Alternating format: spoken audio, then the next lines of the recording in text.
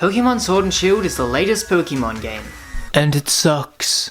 It sucks so much that it might actually be the worst Pokemon game ever made. And no, I'm not just talking about how they cut Pokemon from the decks and reuse models. None of those things really bother me. When I heard about the whole models thing, I was like, oh, okay. And when I heard that they were cutting Pokemon from the decks, I thought to myself, finally! I don't think either of these things makes the game bad. I think it's the stupid decisions paired with an overall broken design. This attitude of the creators not caring about the game is so obvious, right from the start of the game. The animation is better than anything we've seen in any previous Pokemon game, but something's off. I haven't muted the audio. There is no audio. Just like every other Pokemon game, Sword and Shield has no voice acting. Why? In the other games, it makes sense that no one talks. The character sprites aren't realistic and don't move in a believable way. It doesn't look like they should talk, so why would they? But this guy, I can see the words coming out of his mouth without any words coming out of his mouth. If you want to know what this feels like, then mute this video right now and turn on captions.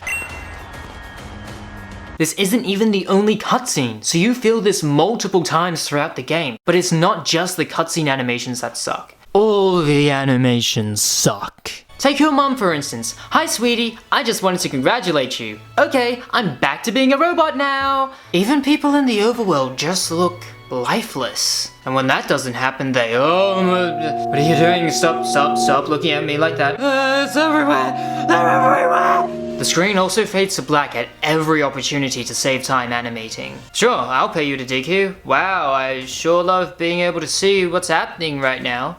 The move and Pokemon animations have also been criticized, but they don't bother me so much, so instead I'm going to talk about something else that does really bother me a lot. The bicycle animations. Game Freak here. We noticed early on that a realistic bike is just stupid. It would take ages to change direction. Yeah, turning left or right would be horrible and turning around would be a nightmare. That's why we made it instantly change directions with the press of a button. Hi, new Game Freak here. We have a history of ignoring simple solutions to stupid problems. Remember when you didn't have to hold B to run? That's why in this game, we decided to include a realistic bike. Just look at how hard it is to pick up an item from behind you. Because people want games about stuffing magical creatures into balls to be more like real life. What happened to you? Money changes you. So anyway, you can't even use the bicycle in cities without crashing into things. You better not get in my way again, Onyx, or I'm buying a sledgehammer. Seriously, he just pops up out of nowhere every single time! This even happens in the wild area where Pokemon can just... Of course! It's Onyx's evolution! But does that look like something made for the latest home console? It's like it didn't occur to Game Freak that they were making a game for the Switch. You know, the console that launched with Breath of the Wild. This console can handle vast open worlds with voice acting and great cutscene animations. But what does Sword and Shield look like? A 3DS game. It hasn't evolved, it hasn't changed in any sort of way. I thought this game would be more open, so the first thing I tried to do was just jump over a few small fences. But what does the game do? It tells me I'm having fun the wrong way, and shouldn't look for anything new in Pokemon. This game keeps you locked in a cage. That's something no 3D game should do, especially Pokemon. But that's the problem. This game ignores what made the original Pokemon game so good. It wasn't good because you throw balls at animals and make them fight. That's what the game was about. But Game Freak seems to have mixed these two things up. What made the first games good was how groundbreaking they were. The Game Boy is not an advanced system, but they somehow managed to create a pretty big world with 151 characters. That's insane! So with that in mind, what would make Sword and Shield good? Doing something never seen before. We would be surprised and impressed, just like our first Pokemon games made us feel. Can you imagine if this game were a completely open world with voice acting? You could just be climbing up a mountain, then all of a sudden it moves, and you realize it's a Pokemon.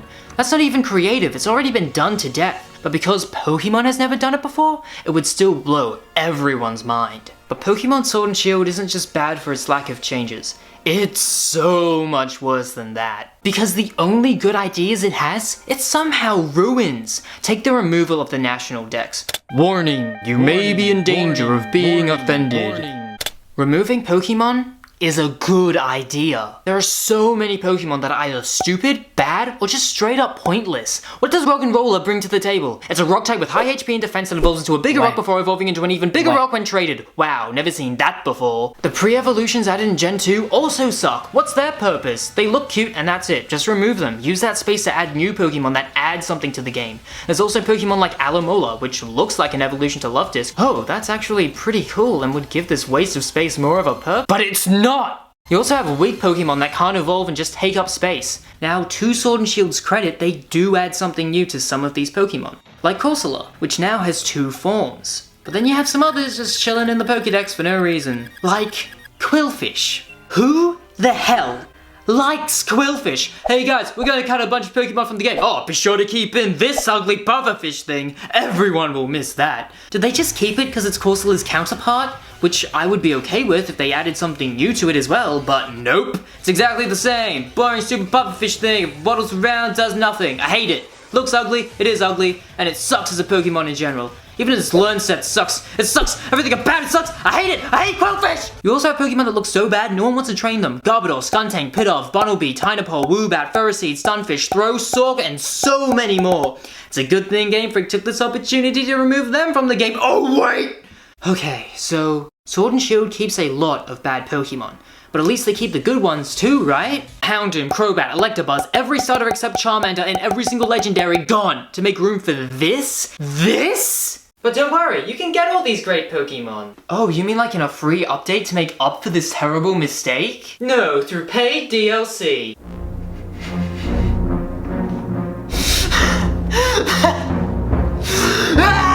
Oh, but wait, they added Mewtwo. You just, you can't catch him. You can fight him, you can beat him, but you can't catch him.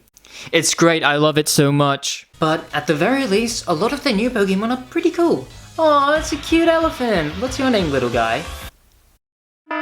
Warning, bait alert. Bait alert.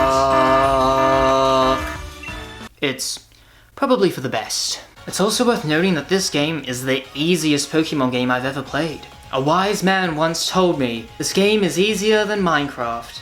In creative mode. I can't be too harsh on the game though. Some fights are interesting, and one is even challenging. But that didn't change the fact that my team was 10 levels higher than every trainer I battled. And even the things meant to add difficulty don't. Like the weather system. Finding different Pokemon in different environments is a great idea, but having those environments randomly appear each day isn't. Because you have to wait days just for the right weather conditions to appear so you have the opportunity to maybe catch a Pokemon you want. The only thing standing between me and something I want shouldn't be time, it shouldn't be how many badges I have, it should be skill. In Breath of the Wild, if you can't climb over a mountain, it's because you're not strong enough yet. In Pokemon, it's because you haven't performed some mandatory task to further the plot. Which pretty much sums up this game. Every good idea is outweighed by the negatives, so it's bittersweet at best. Oh come on, it's not that bad. There's an open area! Yeah, one. Pokemon have walking animations! But you can't walk with them. Pokemon are giant now! But what's the point of that? Which brings me to Dynamaxing. This thing only exists because every generation needs its own gimmick now. Why expand on what you already have when you can just throw it all away to introduce something worse? Dynamaxing is kinda like Z-moves and Mega Evolution put into one, but here's the thing.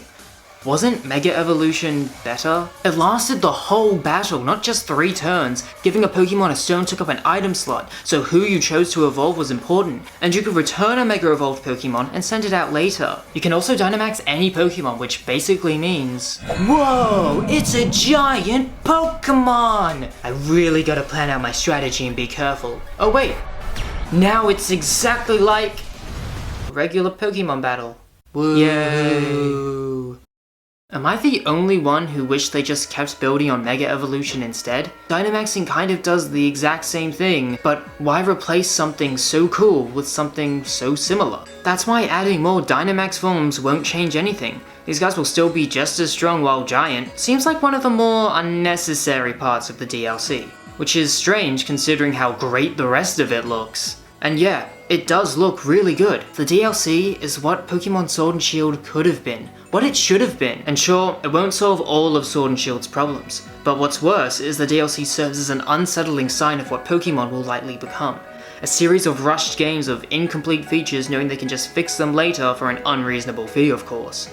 That's why you shouldn't buy the DLC. Game Freak can't get away with this, and judging by the bad reception of the game, I don't think they will. Even though they really want you to buy that DLC. Like seriously, they bribe you by giving you a slowpoke that you can't evolve unless you get the DLC. They even put a permanent ad in the menu screen. But I think we need to guarantee they get the message. If not enough people buy the DLC, they'll realize that they did make a mistake with this game. And sadly, I think that's the only way we can get Pokemon to become what it always could have been. A game where you just roam around and find stuff, not having to jump through hoops or going to specific places in specific orders. Pokemon should have been completely open right from the start, but it couldn't have been. But now, it's completely possible, we've seen it. But Game Freak just won't do that, unless they realize they have to.